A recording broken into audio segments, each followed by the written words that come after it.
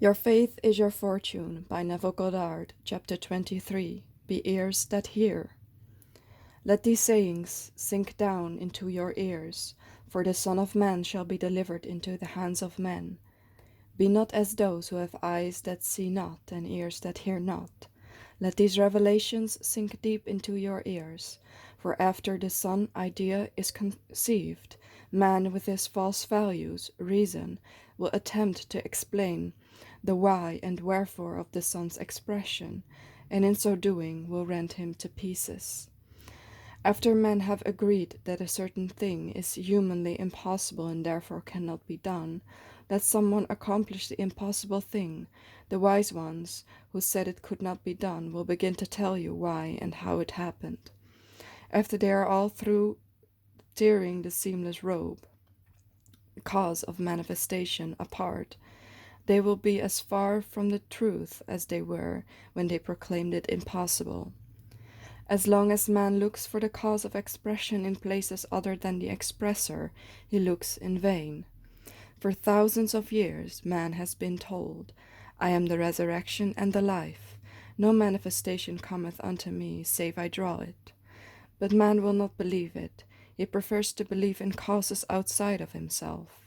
The moment that which was not seen becomes seen, man is ready to explain the cause and purpose of its appearance. Thus the Son of Man, idea desiring manifestation, is constantly being destroyed at the hands of reasonable explanation or wisdom, man. Now that your awareness is revealed to you as cause of all expression, do not return to the darkness of Egypt with its many gods. There is but one God, the one and only God is your awareness, and all the inhabitants of the earth are reputed as nothing, and he doth according to his will in the army of heaven, and among the inhabitants of the earth, and none can stay his hand, or say unto him, What doest thou? If the whole world should agree that a certain thing could not be expressed, and yet you became aware of being that, which they had agreed could not be expressed, you would express it. Your awareness never asks permission to express that which you are aware of being. It does so, naturally and without effort, in spite of the wisdom of man and all opposition. Salute no man, by the way. This is not a command to be insolent or unfriendly, but a reminder not to recognize a superior, not to see in anyone a barrier to your expression. None can stay your hand or question your ability to express that which you are conscious of being. Do not judge after appearances of a thing, for all are as nothing in the eyes of God.